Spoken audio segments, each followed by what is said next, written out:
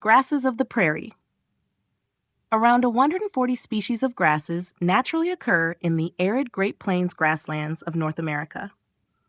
One key to the prairie grass's success is their ability to conserve water in a dry environment. Like most plants, grasses take in water through their roots and lose it as water vapor through tiny mouth-shaped valves, or stomata, in their leaves. The larger the surface of the leaf and the more stomata it bears, the greater the risk that the plant will lose too much moisture through evaporation and collapse. Grasses are protected from this trauma by having a reduced number of stomata and by the design of their leaves, which take the form of narrow blades. What's more, the surfaces of these reduced leaves are often modified, corrugated with ridges or covered in hairs, so that the wind can't sweep across the surface and draw out moisture. The roughened surface holds a thin layer of humid air next to the leaf and thus helps to reduce the evaporative demand, or drying power, of the atmosphere.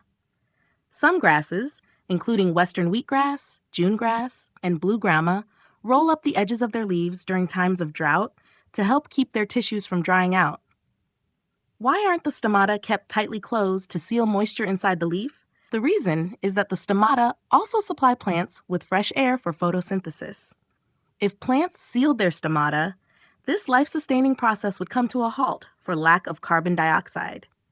But if the stomata are thrown wide open, the plants risk death due to the loss of moisture through their gaping valves. Prairie grasses resolve this dilemma by strategic scheduling.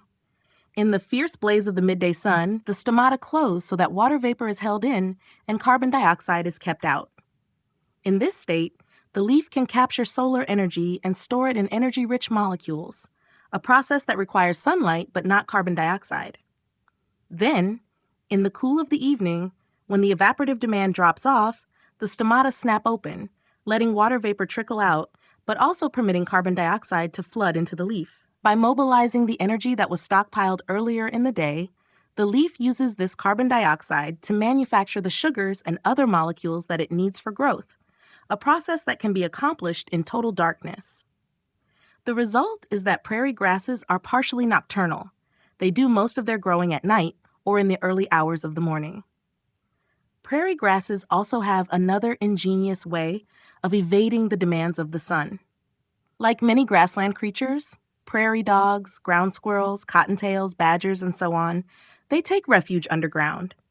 What we think of as grass, the above-ground leaves and stems, actually constitutes less than half of the organism. Between 60 and 80% of the plant, by weight, typically grows below ground.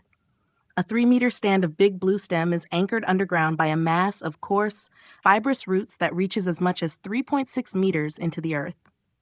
Blue grama, for its part, seldom lifts its seed heads very far above the ground, but its network of fine, branching roots can sometimes probe the soil for water almost 2 meters down. These extensive systems of roots push thirstily through the soil, intent on sucking up every available drop of water. But if the soil is very dry, as it is during periods of drought, the roots can't draw in enough moisture to keep pace with losses from the stomata. Grasses respond by transferring their most valuable resources, including sugars and proteins, from their leaves into their roots, and especially into their rhizomes, underground stems. Dead to the world above ground, withered and crisp, the plants live frugally below the surface, drawing on their cached supplies and biding their time until the weather improves. When the rains eventually return, as they inevitably do, the grasses explode into action, sending out fresh rhizomes, which in turn put out fresh leaves and roots to produce a burgeoning network of tender growth. The amazingly resilient blue grama can revive from dormancy, become green, and grow on as little as 5 millimeters of rainfall.